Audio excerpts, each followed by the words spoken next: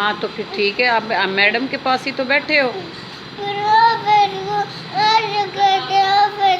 Office میں جا کے بیٹھے؟ ابھی یہ جو بچے پیپر کر رہے ہیں ان کو دیکھو نا، یہ جو ٹیچرز ہیں یہ باتیں کرنے لگ جاتی ہیں، ان کو بھی تو ڈانٹنا ہوتا ہے نا، یہ پھر کام نہیں نا کرتی۔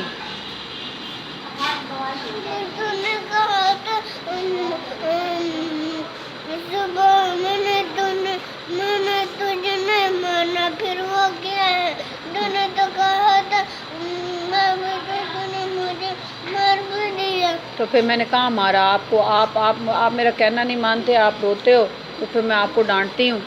میں جھولے لے گیا رہتا۔ چولہے صبح صبح میں نے تمہیں دلوائے نہیں تھے؟ ابھی بھی دلواؤں گی، کیونکہ آپ نے تو پیپر اچھا کیا ہے، اچھے بچوں کو۔ میرا تو